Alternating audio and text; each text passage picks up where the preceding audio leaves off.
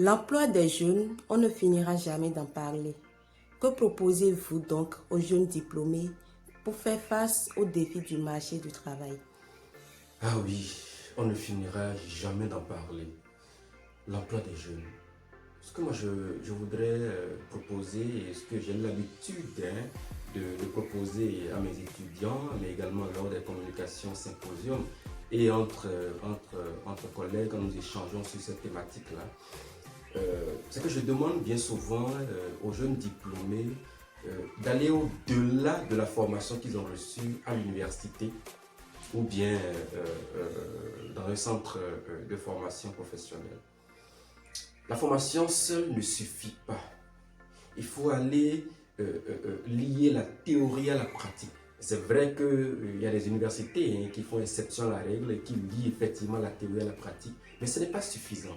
Quand vous apprenez un métier à l'université ou dans un centre de formation, il faut aller au contact du monde professionnel. Il faut faire des stages.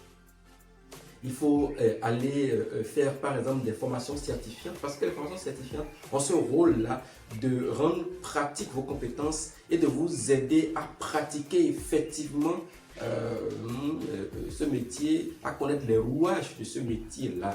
Et donc, je voudrais demander aux jeunes qui sont en quête d'emploi ou qui désirent avoir une réorientation professionnelle, ou bien ceux-là, ces jeunes-là, qui voudraient améliorer leurs conditions d'emploi, de pouvoir davantage adopter des pratiques professionnelles en entreprise, dans les structures, dans les associations sans but lucratif, mais également de pouvoir s'adonner à des petits projets sur la base de leurs compétences et de leurs moyens. On pense souvent que un projet, ça commence par 1 million, 2 millions, 3 millions, 100 000, 200 000. Il y a des petits projets qui puissent vous apporter vous-même une certaine expérience. Parce que vous convenez avec moi qu'aucun employeur n'accepterait confier des responsabilités professionnelles à un professionnel donc, qui effectivement n'est pas professionnel et qui n'a pas le minimum en termes d'expérience. On est d'accord?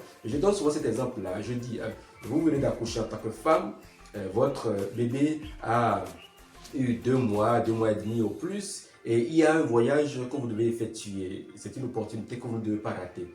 Et vous ne devez pas partir avec votre bébé compte tenu donc des exigences de l'heure et de l'opportunité. Donc vous décidez de laisser votre enfant à la maison, confier ça à quelqu'un. Est-ce que vous accepterez confier votre enfant à quelqu'un qui n'a aucune compétence dans la façon de garder un enfant, qui n'a même jamais gardé une fois un enfant et qui ne sait pas comment on lave un bébé, comment on change de couche à un bébé, comment on donne à manger à un bébé, quand le bébé pleure, ce que ça voudra dire par exemple, etc., etc. La réponse elle est non. Mais c'est la même chose dans la pratique professionnelle.